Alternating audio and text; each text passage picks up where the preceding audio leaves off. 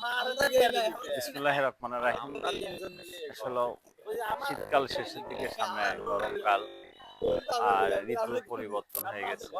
আলহামদুলিল্লাহ, ঋতু পরিবর্তনের সাথে সাথে কিন্তু সজনে গাছে ফুল দেখা যাচ্ছে। আসলে সজনা গাছ বা সজনা কিন্তু একটা ওষুধীয় কাজ করে।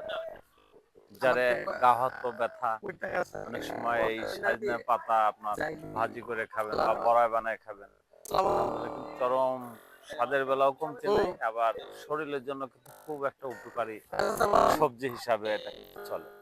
আসলে সজনে আমরা যেমন মাছের সাথে রান্না করে খাই, নিরামিষের সাথে রান্না করে খাই, অনেক সময় এটা দিয়ে অনেক আইটেম কিন্তু তরকারি হয় আসলে।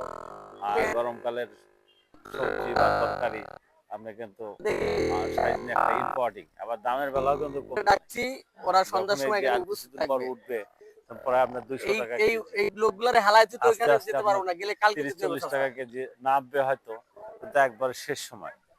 আসলে সজনে কিন্তু আমাদের একটা ইম্পর্টেন্ট সবজি বা তরকারি বলা চলে। মানে ময়লা আলহামদুলিল্লাহ। গুলোকে আগে ঠিক করতে হ্যাঁ, হবে না, যেগুলো সেই স্বাদ, এটা আসলে স্বাদের কোনো কমতি নেই, তাই না?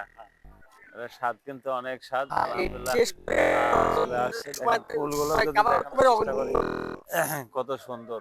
আলহামদুলিল্লাহ অনেক সময় এই ফুল কিন্তু পড়ে থাকে, প্রোগ্রাম গুলো এটাও কিন্তু অনেক সময় করে, এখন হ্যাঁ, তো কালকে এটাও কিন্তু আপনার ভাজি করে খাওয়া যায়। এটা কিন্তু আপনার খুব স্বাদের একটা সবজি, তাই না? তা আসলে আমরা যেহেতু আল্লাহ বাঁচায় রাখলে সামনে খাবো ইনশাল্লাহ। তো আপনারাও খাবেন, সবার দাওয়াত রইল ইনশাল্লাহ। তো ভালো থাকবেন, ভিডিওটা ভালো লাগে অবশ্যই শেয়ার করে দেবেন, অপরকে দেখার সুযোগ করে দেবেন। সময়